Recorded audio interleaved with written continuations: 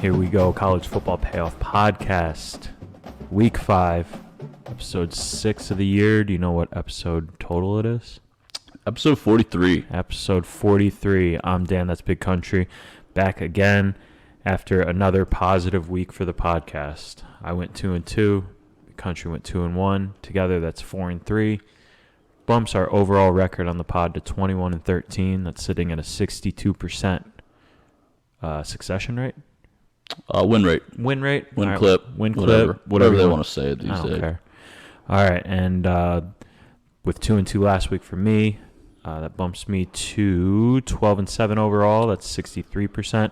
And I want to add, I'm 1-0 on unofficial podcast picks. Unofficial recommendations. With Big Country helping me out last week. I'm glad I did not miss that, or I'm glad he didn't miss it, because Kansas State pulled out the win. And I think in the past, 6 years they've played, Kansas State has covered 4 of those 6, and they've won 3 of them outright. 3, yeah. So, I mean, that's something to look forward to next year. Other than that, I mean, college football was, it's college football every week. Ohio State won big against Wisconsin. For me, that game felt like, because in the past, Ohio State-Wisconsin games have always been kind of your marquee game, but it just seemed like Wisconsin really didn't belong. No. And Ohio State, I mean, I know it's a homer, but their offense in that first drive was just immaculate. They looked like they were clicking. So that's where I'm at with them. Anything you want to go over last week? No, man. 2-1. Looking to go. I only give 3 picks a week mostly, so I'm happy with it. If I go 2-1 every week, we're gonna be really happy by the end of the year. 9-6 on the season, so personally a 60% win rate for me, and feeling good, man. Ready for week 5. It's a tough week actually. I got some games that I don't think you'll hear on other podcasts this week. So make sure to like, subscribe, share with your friends. We're winning at a 62% win clip here. Don't be greedy. Share the lock love. Don't be greedy. You said, what's your overall? 9-6, you said? Yes. Awesome. So, like I said, man, we are just firing on all cylinders right now. We're positive, and that's the big thing. All right, real quick recap. Last week, for me, the wins, I had the over 57.5 for Vandy Bama. That was very, very close. I think it was 58 total was the actual total. In the game was 58. Over 56.5 for Wisconsin, Ohio State. Ohio State nearly broke that themselves. The unofficial game, Kansas State, of course, with the money line victory over Oklahoma. Then the losses, Texas -5 to Texas Tech. Texas Tech did win that game outright. And then the over 63 in Maryland, Michigan. I think I missed that by 2 points. I think the total was set at 60, or the total ended up being 61. Like we said, yeah. As long as we're not going negative, we're good to go. All right, how many do you have this week? I got 3. 3 again? All right, I have 4. So let's say, you want me to start it then? Yeah. All right, cool. We can do that. Let me pull this up. My first one, and I don't have the, you know what, after this first one, because you gave me the updated odds for the first one, I'll go ahead and update all my other spreads. But the first game is Oklahoma TCU, noon at TCU, and I'm taking Oklahoma -6.5 against TCU. Oklahoma's coming off that. It's almost, at this point, it's almost not even a surprise for them when they play Kansas State. Kansas State always plays them well, and they lost to basically a 10th-year senior in Adrian Martinez. I feel like he's been playing college football for his entire life now. He's your definition of a super senior. So I feel like for Oklahoma, this is a game that's going to get them back on track. Their offense last week against Kansas State was absolutely fine. Dylan Gabriel, 550 yards, big plays, no mistakes. They scored 34 points, but their defense could not stop Kansas State, and it's basically because Kansas State has a mobile quarterback. That's the problem. Oklahoma just can't stop that mobile quarterback. The offense isn't as high scoring as it was with Lincoln Riley, but the key thing is not many mistakes. I think so far in the year they have just 1 turnover. Their line's been good. They're just really consistent, and TCU does not force turnovers. So it won't win. It's going to be possession by possession. They're not going to win turnover battles, and TCU's secondary has been beaten up pretty bad this year. For me, TCU's defense against Colorado, and I think was it Tarleton State? Was that an FCS school? Maybe NAI, who knows? Speaking of that, I got something after this. They didn't have to work against those teams. SMU came out, they threw well, made it close, but TCU still gave up 34 points. Oklahoma's a better offensive team than both of these teams. Dylan Gabriel is going to he's going to be out for revenge. The entire team is going to be out for revenge. They want to show that, they're not the next Notre Dame this year. Oklahoma, just a rough day at the office against Kansas State, but still fantastic. They got pressure in the backfield. It's just they weren't able to box up a mobile quarterback. The run defense shouldn't be too gouged this week. Gabriel should be able to take over. It might not look pretty at the beginning, but I think this is a game where towards the end of the first half, starting in the second half, Oklahoma starts to make the adjustments that they need if they need them, and Oklahoma is going to cruise to this. I can see them winning by 10, maybe 2 touchdowns here. So let's go with Oklahoma minus 6.5 against TCU. I like it. Okay. Yeah, I don't know. I liked this game earlier this week. I like Jeff Levy's offense, so I'm interested to see if Venables can stop Sonny Dykes at TCU this week. Right. But okay, my first pick of the week. We're going to go to a Big Ten game in Ames, Iowa. Or is it Ames, Iowa? Mm-hmm. No. Ames is Iowa State. Is Iowa State. Des Moines? I think it's Des Moines. Maybe. Who cares? Iowa's just one place. And we're going to go look at the Michigan-Iowa game here. Just for the podcast listeners out there and all you loyal listeners who've taken the picks so far this year, we have brought up Iowa frequently on the show. Picks concerning Iowa this year are 2-0. One with the under against Iowa State. Iowa State, correct. And then covering against, or actually no, the under against Nevada also. Yep. So we've talked about Iowa a bunch. We're just beating a dead horse here. They're dead last in the FBS at 131 teams in offensive yards, facing a University of Michigan defense that is number 8 in the country in yards allowed. Additionally, Iowa is 120th in scoring in the country, facing a Michigan defense that has ranked 7th in the country for points allowed. They scored 27 points in their last 2 games. You may say, "Wow, that's a great score." I mean, that's just unlike Iowa was early in the year. But when you look deeper, it's really not that impressive. Scored 27 points against Nevada a couple weeks ago. Nevada is a dead team. They're a sell team all year. I think the wheels are off the rails there. So and that game was delayed a bunch. All those Nevada kids just wanted to go home. Mm-hmm. Iowa was able to bust that one out. Then last week, they scored 27 points versus Rutgers. 2 of their 3 touchdowns were defensive touchdowns. So, I mean, just not really a time or place or season to ever back the Iowa offense. Just this has been the trend for the last couple of years. Michigan, on the other hand, has the second highest scoring offense in the country. I know they've played a dog shit schedule, but numbers are numbers. J.J. McCarthy, who is the starter now, has an 80% completion rate. No picks on the full year. And then last year, when we look at it slowing down J.J. McCarthy in a game where, they were caught off guard a little bit by Maryland, they fed Blake Corum. He ran for 243 yards and 2 touchdowns. Harbaugh speaks very highly of this running back, Corum. You don't see the praise from Harbaugh of many players outside, like you see here for him. Last year, Michigan beat the hell out of Iowa 42-3. I see that continuing.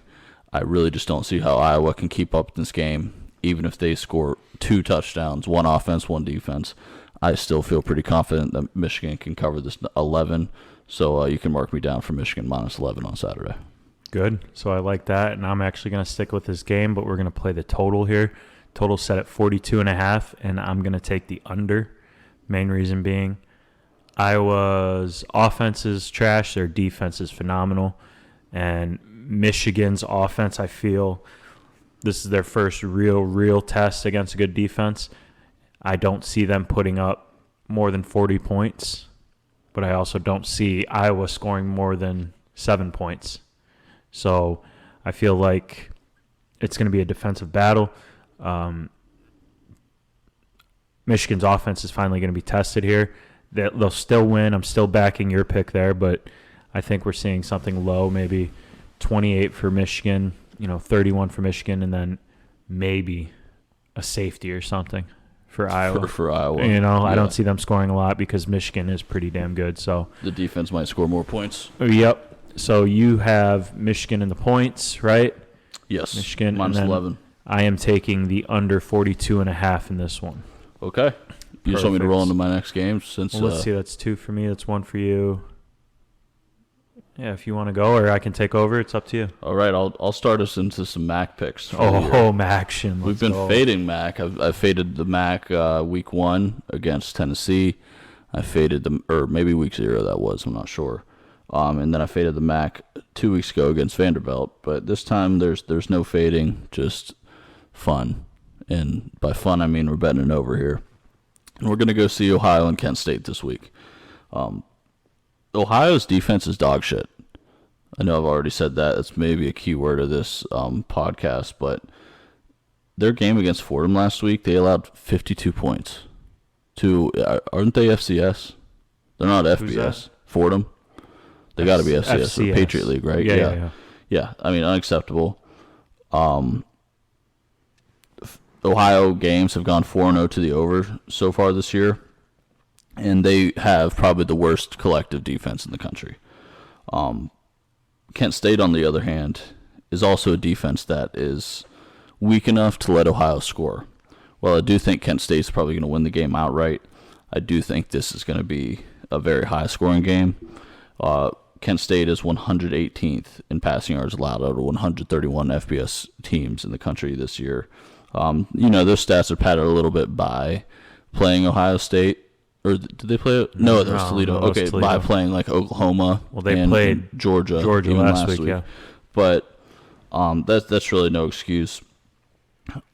They'll be able to allow Ohio to score enough points for us to get over here. Curtis Rourke from Ohio, probably the best player on the team, 70% completion rate. Almost 1,200 yards through 4 games, so almost 300 yards a game. 9 passing touchdowns, only 2 interceptions. On the other side of the ball, Kent State, pretty good offense all around, very run-heavy offense, but I don't think that'll eat up too much clock, especially against an Ohio defense that really doesn't like playing. These quarterbacks so far, nothing glaring, but they've combined for 5 interceptions. Sloppy Mac football and turnovers may help us here, give us short field position and quick scores. But, guys, we need touchdowns here. I don't think field goals will get it done for us. So 10 touchdowns is the mark we got to hit. I feel pretty good about that. And I think we're going to be happy by halftime. But even if we're not trending well by halftime, we have a full second half for the defense to quit playing. So I'm going to go over 65 here for Ohio. I like that. Yeah, I like that, especially because Kent State scored 22 on Georgia last week, and it wasn't like all garbage time either. That game was kind of somewhat of a game for a little bit. So, and Maction, you never know what you're going to get, but I like it. I like hitting overs in the MAC. All right, I'm not as crazy as you. I'm not going to go to the MAC. I'm going to stick with my Big Ten. I feel like I have a good gauge on the Big Ten. So now we're going to go to the Minnesota-Purdue game. That is 12 o'clock Saturday. Yep, noon Saturday at Minnesota. What do we got for spread here? I think it's 12.5 Minnesota, and I'm going to take Minnesota minus 12.5. I think Minnesota. What are they in the West? Is it called the West? They have different names, but Yeah, I think Legends and they used to they be when it used to first have came that, out as the yeah. Legends. But I think Minnesota wins the Big Ten West. I think they are a very decent, like very very good team on that side. And for me in this one, Purdue. Just watching them the past few weeks, it's their defense. Yeah, they're doing well. They can score some points. They have glimmers. But what's happening is they get towards the end of the game and something goes absolutely haywire with that team. They lose their minds. They get penalties. They give up big chunk plays when they need stops. They're allowing receivers to get over top. And I just can't back this team. I don't really know how they're going to perform. But I do know that I'm backing Minnesota in this one. That and Purdue starting quarterback Aiden O'Connell wasn't able to play against Florida Atlantic. He's questionable. They're not really saying what the injury is. But the backup, Austin Burton, played against FAU. He wasn't terribly bad, but the passing game just, you could tell there was a big difference there. Minnesota's offense, on the other hand, just just a machine. They destroyed Michigan State before it even got started. Passing the ball, Tanner Morgan, he's been there for, God, it seems like forever now too. But in that game, he was 23 of 26, 3 touchdowns. Everything just seems to be clicking for this team offensively. It was really their first good game, like good team that they faced, which I had high hopes for Michigan State, but that's gone down the wayside. But the first good team they faced, and they took care of them no problem. Number 1 in the nation, third down conversions. Number 1 in third down defense. Number 1 in time of possession. Number 1 in total defense. Wait, that's not, maybe. And number 3 in total offense. Minnesota's not that bad of a team. They're playing really well. I just think Purdue struggles against Florida Atlantic and Penn State, Syracuse. I think that's going to haunt them. Passing game could get going, but Minnesota is just going to need that first quarter. PJ Fleck's going to get them rolling. The offense is going to kick into play. It's not going to be as easy as the first 4, but they walk out of here 5-0, no problem. 2 touchdown win, easy. This is more or less fading Purdue than it is anything else. I think Purdue's just lost out there. So I'm going to take Minnesota minus 12.5 against Purdue. Okay. I am just a little bit. I just never know what we're going to get out of Tanner Morgan. Sometimes he plays like a first rounder. Sometimes he plays like a 7th rounder. So hopefully we can get a good game out of him. All right, for this next game, I was pretty torn on taking this, but I'm going right back to the MAC. Right back. And we're actually staying in Northeast Ohio also. We're going to take a look at this Bowling Green Akron game. We took Bowling Green last week, the over 52 against Mississippi State. And at the time of recording the pod, I thought their star quarterback was going to play. And, they announced after practice on Friday, the night before the game, that they were going to start their backup. And, it had me nervous about the pick, but we still prevailed. Mississippi State's air raid offense was able to dice up Bowling Green, and we got the support from Bowling Green. We needed to go over 52. And we're going to go right back there this week with an over 51.5 against Akron. Matt McDonald will be playing this week. He will not be out. Like I said last week, he's through 3 games this year. He's thrown for 690 yards and 10 touchdowns, 0 interceptions. All of Bowling Green's games this year have gone over this 51.5 point total. And their defense gives up over 500 yards a game. Now, that is very beneficial to us because we don't really know who Akron is. They started this year by beating an FCS school in overtime by a touchdown. Then they had to go play 2 brutal games against Michigan State and Tennessee. They were outscored those 2 games by a combined 115 points to 6. So they just got absolutely shut down. But then last week, once they played Liberty, They finally got the ball moving a little bit. They did have a chance to tie that game up early in the fourth. It was 14-12. They had a chance to go for two, ended up failing, and then Liberty scored a touchdown at the end of the game to extend that. But Akron fought hard, and when they played an opponent that wasn't, a top 20 team in the country at the time, at least, they proved to be able to at least hold their own. 3 out of 4 of their games have gone over 51.5. And their offense or their defense allows 483 yards a game. I think that Akron will actually be able to run the ball here, so we might see a different aspect of their offense finally. They weren't running the ball against Michigan State and Tennessee as they were just getting bullied in the trenches. But I feel really confident in that mistakes and errors, turnovers, and high-powered Bowling Green offense can get us over this 51.5 point total. So you can catch me cashing an over 51.5 point ticket with Bowling Green and Akron this weekend. All right, so that's 2 overs and 2 MAC games, right? Yeah. I like that a lot. I really like that. Okay, that's it for your card? I'm good. All right, last pick for me. We're going to Oklahoma State Baylor. I'm taking Oklahoma State plus 2.5 and probably going to sprinkle the money line on this as well. We'll make the official pick the plus 2.5 though. I think this is 3:30. It's in Baylor, at Baylor. But Oklahoma State at the time, they beat Arizona State 34-17. Not that big of a deal. I think now we really get to see what this offense can do. Just battle of 2 ranked teams.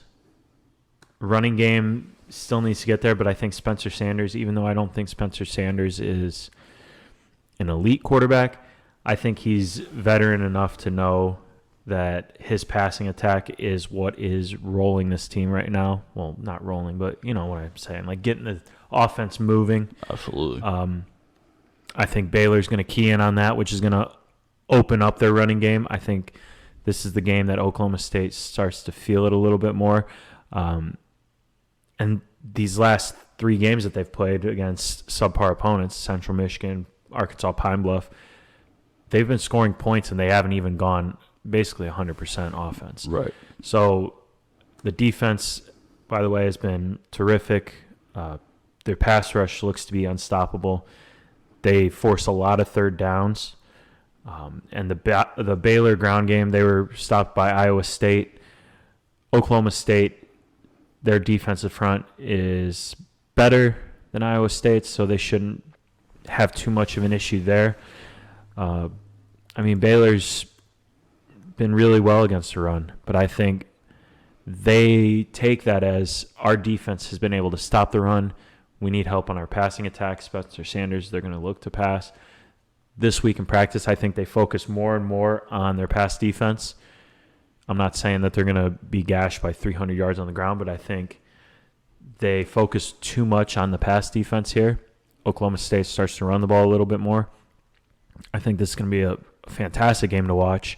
Games at Baylor are always exciting, and I always like watching the Oklahoma State-Baylor matchups. Yeah. I feel like those games are always marquee. If I'm not mistaken, I think it's on Fox, so maybe we get a little Gus Johnson, Joel Klatt call too. Great game. I like it. Oklahoma State, they're going to come out. They're going to have some good drives. The defense for Baylor, I think they get a few red zone stops here and there, but with this not being a turnover battle, I don't think there's going to be too many turnovers. It's just constant offense, defense, just going at each other. The Baylor defense, let's say they do end up holding off Spencer Sanders. I still feel better about Spencer Sanders controlling the game, the veteran ability, and I just have a feeling that Oklahoma State's going to come in. They're going to quiet this crowd a little early. They'll let the crowd get back into it, but I think the second half is when it starts to shine a little bit. Yeah. And Spencer Sanders' veteran instincts, if you will, or his veteran gameplay, I think that kind of keeps everything close. If they don't win, they keep it close, lose by a point maybe or something, but I have all the confidence that Oklahoma State goes into Baylor and wins this game. So I'm taking Oklahoma State plus 2.5, and then a little tiny dab sprinkle for the money line sprinkle. Yep. All right. Is that it? That's all for me. That's all you got, huh? All right, go over yours real quick. Okay, Big Country's Week 5 college football card for episode 43. I will have Michigan minus 11. I've locked in Ohio, Kent State over 65, and Bowling Green, Akron over 51.5. Sounds good. And then I have Oklahoma minus 6.5 against TCU, the under 42.5 in the Iowa-Michigan game. Minnesota minus 12.5 against Purdue, and then Oklahoma State plus 2.5 against Baylor. That's the official. And then a sprinkle of the money line for Oklahoma State there. All right, man. I mean, 21-13 overall record for both of us. We're both in the positive. I'm at 12-7. You're at 9-6. We're hitting at a 62% clip right now, and everything seems to be rolling. So let's keep it up. Let's keep giving out wins. You want to let them know where they can find us? You can find me at Big Country Bets on Twitter. You can find Dan at dposk13. Follow the pod at CFP_pod. Give us a tweet. Give us your locks. We'll give you a shout out on the pod. We need engagement. We need sharing. Share it with your friends. Share it with your mom. Share it with whoever gambles, whoever wants to put money down. We're located in Ohio. Legal sports betting isn't open until January 1st. But if you're in one of those legal states, spam it for all your friends and tell them you know a way that you can make them some money. Absolutely, yep. Like, subscribe, comment, all that good stuff. We are rolling right now. We're feeling good about everything, and we're just going to keep doing what we do, constant. 3 games for Big Country, usually 4 for me. Our most, I wouldn't say intelligent, but I'd say our most confident picks of the week, right? Yeah, absolutely. We record on Wednesday, so a lot of information comes out on Thursday and Friday. So we like to give the best picks we have early in the week. So take the information that we give you on Wednesday, make those decisions. I always like to lock these in as soon as I can, just so I know I'm getting what I'm researching, that number, All right. Real quick, Daniel Werfel. 1997, he was drafted in the 4th round, pick number 99, quarterback from Florida. Florida, okay. Yep, random college. Did you do anything there? Not really. I mean, apparently if you got drafted. But... Yeah, he was drafted by the Saints. Yeah, he won the Heisman. I need to brush up on my Heisman. Senior year, 1996, Werfel won the Heisman Trophy. Okay. And won the national championship. I don't see him on the Nissan commercials, so it doesn't really. He's not in the Heisman house. Yeah. But he was inducted into the College Football Hall of Fame in 2013. So nice. Danny Werfel. Congratulations, Werfel. Good job, buddy. Give us a shout out if you hear this pod. All right. Anything else? I'm good, man. We'll hit these bets this week, cash these tickets, and we'll be back next week. There we go. All right, that's Big Country. I'm Dan. We will see you next week.